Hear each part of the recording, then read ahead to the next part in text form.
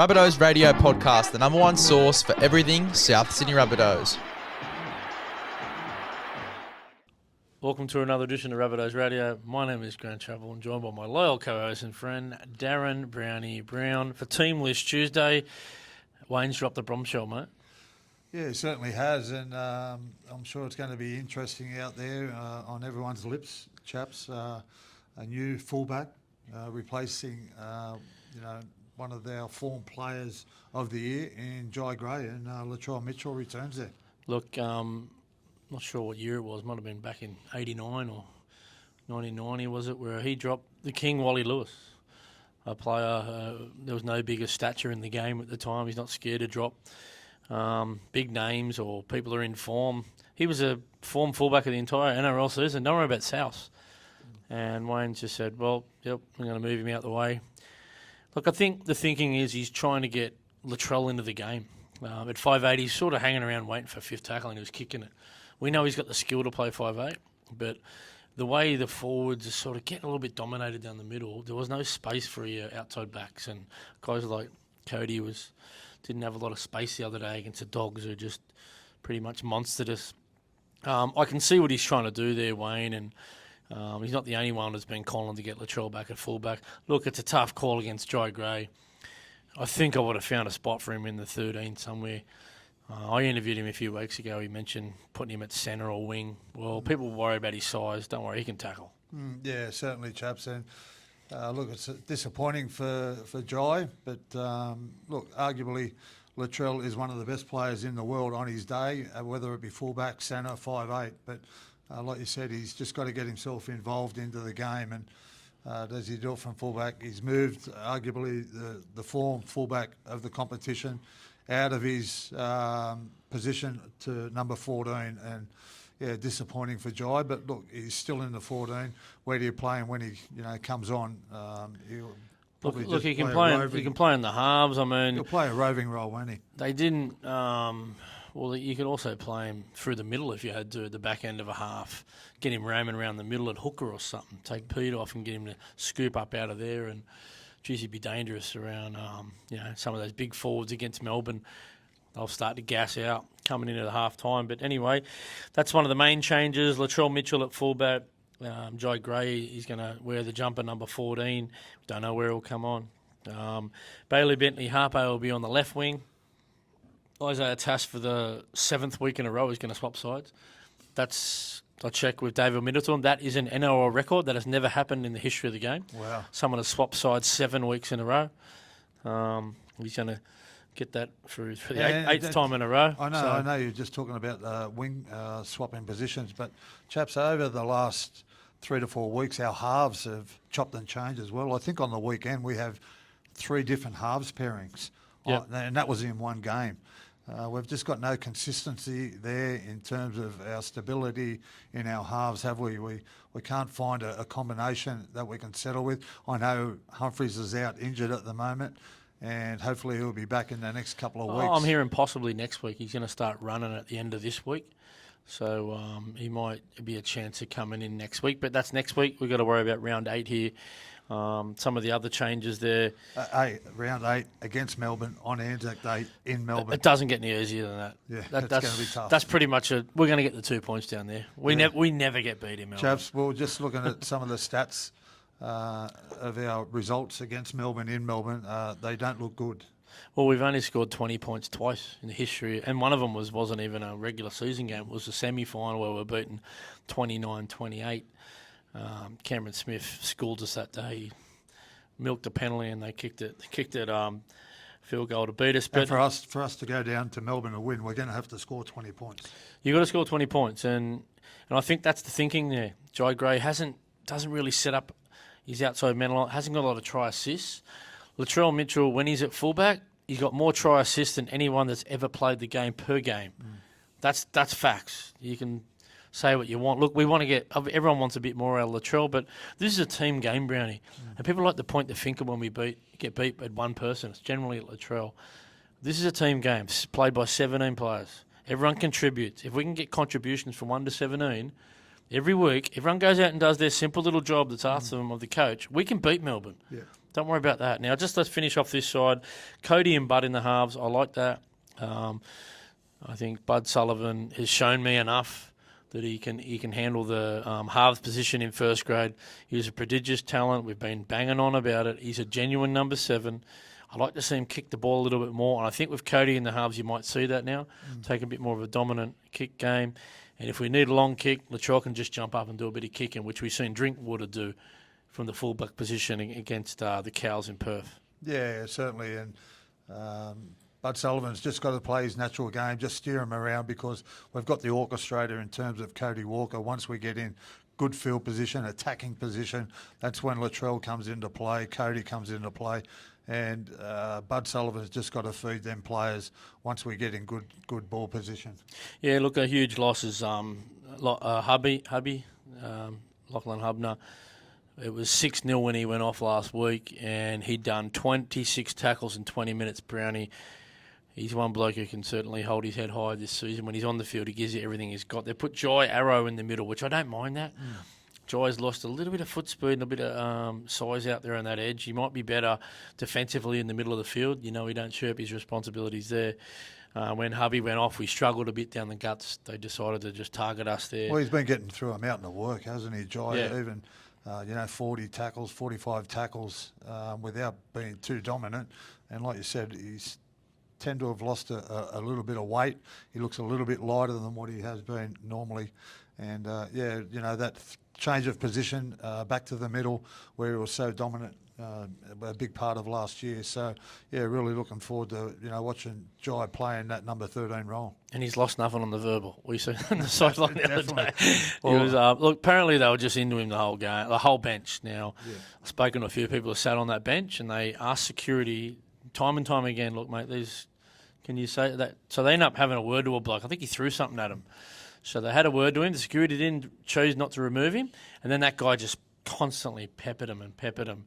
So thumbs down to the security out there. But I will give a thumbs up to the Bulldogs organisation for having those $10 tickets. I was at the game, Brand. Look, it wasn't a great result for us, but they should be commended for what they did. 65,000 people at an NRL game. The atmosphere was unbelievable. Yeah, it would have been amazing. Unfortunately, I didn't see the game. I was on a plane coming home from the Philippines. I've seen a couple of the highlights. I haven't watched the full replay, but yeah, I can imagine it would have been amazing. And that particular stadium, when it's got that many people in it, it's a great atmosphere. But, it was. Anything below 30,000, that's just a boring atmosphere. But when there's 65, 70, 75,000 full capacity, it's an amazing stadium to watch a game of footy in.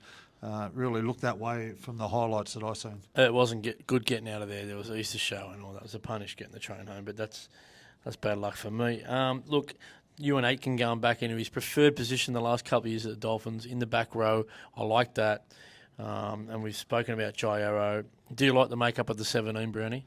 Yeah, I do. I like the makeup. I just really feel for Jai Gray. He's been our best player, not only for 1 or 2 weeks, for the course of the first 7 rounds. Well, you didn't watch it. He was the best player for us last week again. Well, there you go. Some of the catches he took under pressure in that first 15, 20 minutes when we were trying to go set for set with him were just unbelievable. Yeah, I really feel for him. But look, Latrell, a superstar himself, and arguably, like I just said earlier, probably one of the best players in the game on his day.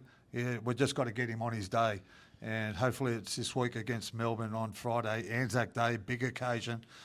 He loves the big occasions, and he loves the big moments.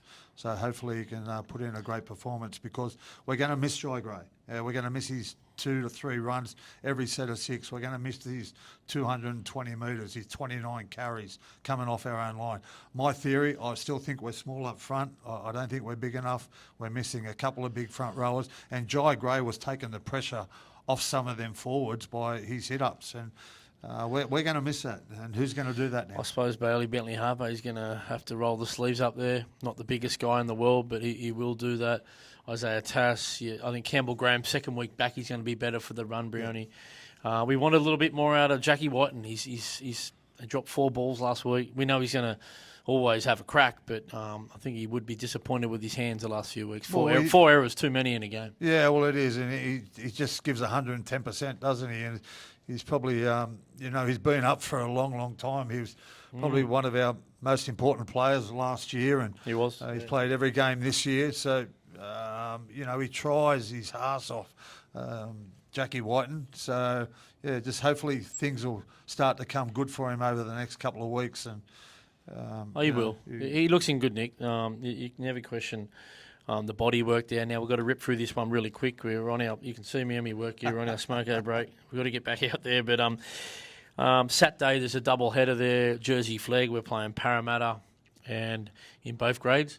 Brownie, me and you were going to give it a bit of a call there on Bar TV, Bar Sports TV. Make sure you tune into that one, both the New South Wales Cup and the Jersey Flag. And it's a big double header, 2 days in a row at Redfern. Yeah, 4 big games. So 12 and 2, the Flag and Cup respectively. Just looking at it, still a little thin there in the New South Wales Cup, just on experienced guys. I think Schuster, he'd be better for the run again. Louis Dodd, he might get a bit of confidence playing up in first grade for 20 minutes. He's been dropped back, and I can completely understand That'd that. Be interesting to see. He needs a bit more game time, Louis Dodd, I think. Yeah. It'll be interesting to see that combination, Josh Schuster and Lewis Dodd, 2 players that probably haven't played together. I don't think they played last week because Lewis Dodd was 14, wasn't he? So that'll be an interesting combination on Saturday. If you're around at Redfern, make sure you pop in. It'll be a great day. And another bloke, I still scratch my head how we can't get in this side. Liam LeBlanc, he's going to be locked forward in that game. I thought he would have been perfect last week. I wouldn't have played Lewis Dodd personally, nothing against you, Lewis, but as soon as Hubner went down, he would have been a perfect fill-in, and he's a really good defender in the middle. But anyway, I'm not picking the team. Thomas Fletcher took another step towards his big comeback. He's played 8 weeks in a row now, scored a try last week, Brownie, backing up, who was at the 5'8". Quinn, was it? No, I can't remember who it was. No, Ashton Ward, that's right. He's backing Ashton Ward up, and he scored a great try under the post. Well done to you, Tommy. Keep it up, buddy.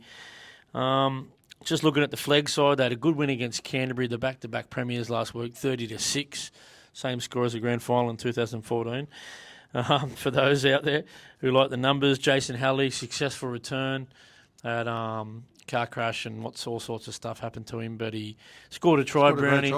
He's very fit, Brown, isn't he? Yeah, well, he certainly is. He's invested in an F45 gym here in the heart of South Sydney in Matraville, so he's always training. He loves his high rocks, so he's pretty fit. He's pretty strong, and that's what you've got to be a professional rugby league player. And like you said, chaps, he's only a couple of games back from injury or the accident, and he's really looking the goods. So keep an eye on him because he might be one that'll push for a first grade spot towards the end of the year. Yep, they've won back-to-back games, so well done to them. Some of the undersung heroes there, I think he's the Joshie Al-Hazim. He was the captain last week. They brought back Nicholas Quinn, comes back into the side, and Brent Hawkins. So they're probably the more experienced halves there. He's been up in Cup for a few weeks. Hazen Millers has been outstanding. Daniel Wright, Geary, Ruggless has been good, and obviously the fullback Dane Towns, classy as you like. Looking forward to call that one. And the next day, couple of preliminary finals at Redfern Oval. I think it's the first time we've ever had preliminary finals there because it's the first top 8 system they've ever done in these age groups. Now, that'd just be Bar Sports TV, trying to get a few extra games out of their value. They just bought all the rights to it. So, look, Charlie Poynton, been in good form. They are going to miss 2 front rowers, Elijah Keung and Logan Johannes, both out for the rest of the season, the ball season. But they've decided to bring up big Daniel Lua, been in the system a while, bit of a unit. Kayla Samuel might play a bit of middle, I'd say. He's been outstanding. And Riley Allen gets an opportunity, and they bring in Lockie Moses. That's against a Parramatta side who booed him last time. But, look, you never know your luck in a big city. Yeah, it's great to see the Harold Matts and the SG Ball both in the grand final qualifiers. If they win, they go in to play the grand final. And congratulations to all involved.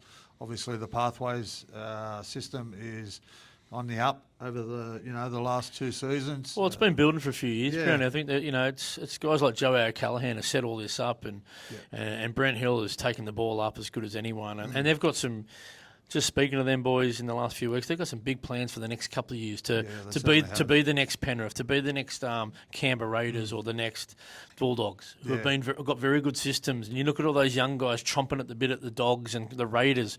We've got a little bit of a gap there in reserve grade at the moment, Cup, but over the next couple of years, our Cup and flag sides are going to be very dominant. You can see them coming, these blokes. Well, there's certainly some quality players coming through the ranks, and we get the opportunity to watch them because we're calling a couple of their games. So, if you haven't seen them, get out there to Redfern Oval on Sunday and Saturday, where all 4 Pathways teams will be playing. Yeah, well, I got to call that game at Leichhardt Oval the other day. Beautiful afternoon. We played the first place Steelers, who were pretty much the best team in the comp all season. And I spoke to some of the Steelers blokes, the Scissors, I think he is, come through the Penrith system. He was the coach, and he was pretty confident that his mob was going to get the job done. But South just never go away. They've got points in them. They're confident. They're a great young group of men. They're going to come from 7th. And look, I dare say they can beat the Warriors this week. The poor old Warriors have finished 3rd. They've had to fly over the ditch to play the 7th place Rabbitohs. So that's the way the cookie crumbles. It's happened to us in the past. That's it, We've had to take games out to Penrith. So it was an exciting game, chaps. Look, and it was a great call as well. I'll just give you a bit of a wrap there. It was a great I had call. good fun doing that. Yeah, it was a really good commentary call. But, an exciting game as well. It always makes better for the call when the game's exciting, and that's what it was. Well, they had 5 games there. I reckon that was the best game. So I was lucky to be able to call that one. The great James Sullivan did all the others. Now, Darcy Feldham, outstanding. Clayton Magoon, he's a big lump of a lad, built like Chris Close or something in the centres, but he can get off the ground. He a couple of times he got up and caught some high balls. He ended up catching the winning try. So a bloke with a lot of athleticism. Peyton Taro, absolute gun, Peyton Taro. Hopefully we can hold on to him. Charlie Baidup's coming. May Lungy, Zane Hill. I mean, the list goes on. We might leave that there, Brownie. We've got to go get a cup of tea and get back into this stevedore and caper. But thank you for joining us for another edition of Rabbitohs Radio Chaps, Podcast. just before we go, we had a successful time over in the Philippines raising money for the orphanage village. Congratulations, by the way. Carrying on Terry Hill's legacy, we raised over $40,000. That $40,000 will feed the orphanage kids for 12 months and also be a little bit of money aside to do some work around the orphanage. Well done to Matty Madden, Cement Gillespie come over, Jason Smith and Luke O'Donnell. We all had a great time. And well a big thank you to everyone that contributed. Yep. Well done to all involved, especially you, Matty Madden, great man, and rest in peace, the great Terry Hill. Yep. That might be about it for another edition of Rabbitohs Radio Podcast. Up the mighty Rabbitohs. Go the Rabbitohs.